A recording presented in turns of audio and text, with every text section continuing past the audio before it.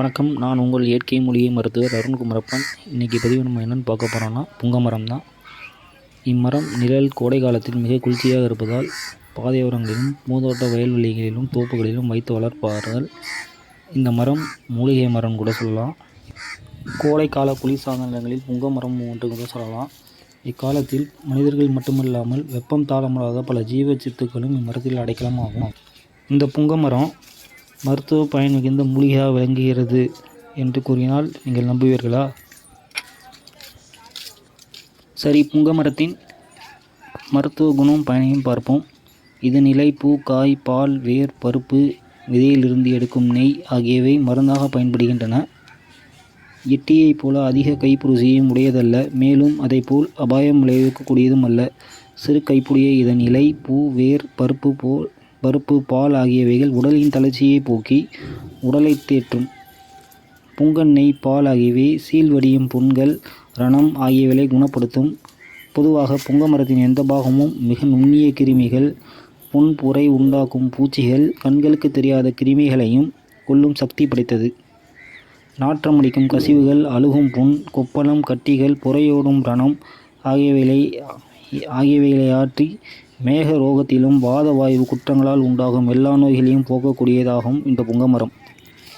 புங்க மரத்தில் இருந்து எடுக்கக்கூடிய பால் புங்கன் அடிமரத்தில் வேரில் இருந்து எடுத்து இடிக்க பால் வரும்.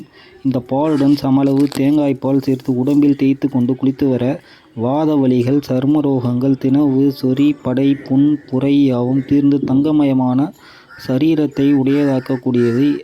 அத்துடன் மேகம் வாயுக்களையும் நீக்கும் தன்மையுடையது இதன் பால்.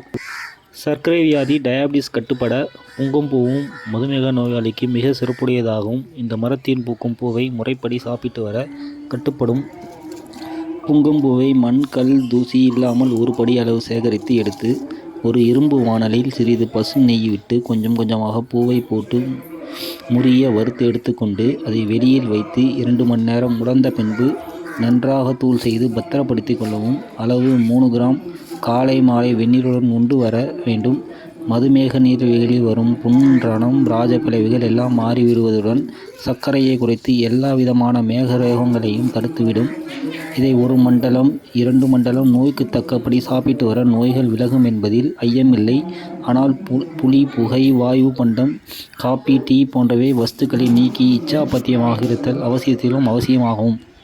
புங்கன் காயில் உள்ள விதையை சேகரித்து செக்கில் இட்டு ஆட்டி புங்கன் நெய் தயாரிப்பார்கள். இந்த நெய் கண்களுக்கு தெரியாத கிருமிகளையும் அழித்து கரப்பான், சொறிசிரங்குகளை போக்கி உடலுக்கு அழகும் ஒளியையும் தரவல்லது. இதை மேலே தடவி குளித்தும் வரலாம். இதிலிருந்து செய்யக்கூடிய முக்கூட்டு விதையின் நெய், புங்கன் நெய், சிற்றாமணுக்கு நெய், பசு நெய் இவைகளை வகைக்கு அரைப்படி ஒன்றாக்கி அதில் சுக்கு, மிளகு, சீரகம், திப்பிலி, ஓமம், கிராம்பு, சதக்குப்பை, வசம்பு, பெருங்காயம், பூண்டு, சித்திரமூலம், கடுகு ரோகிணி என்ற கடைசல்களை வாங்கி சுத்தம் செய்து புளித்த மோர் விட்டு தனித்தனியாக மை போல் அரைத்து மேல்படி எண்ணெய்களோடு கலக்கி நன்றாக மெழுகு பதம் வரும் வரையில் காய்ச்சி வடிகட்டி வைத்துக்கொண்டு தினம் காலையில் 1 வேளை 1 தேக்கரண்டி வீதம் சாப்பிட்டு இச்சாபத்தியமுடன் இருக்க மேகரோகம், வாதரோகம், சகலவித சர்ம ரோகங்களும் உடலை விட்டு அகன்றும். மேலும் வடிகட்டிய திப்பியை தேங்காய் எண்ணெயில் குழைத்து உடம்பின் மேல் காணும் தேமல், சொறி, படை, திணவுகள் போட்டு வர சர்மம் பட்டு போன்று மிருதுவாகும். கிராமங்களில் சாலையோரங்களிலும் சாதாரணமாக காணப்படும் புங்க மரம் எவ்வளவு மருத்துவ குணம் வாய்ந்ததை இந்த வீடியோ மூலம் தெரிந்து கொண்டோம். இந்த வீடியோ பார்ப்பவர்கள் புங்க மரத்தை நட்டு வளருங்கள், பாதுகாங்கள். வாழ்த்துக்கள்.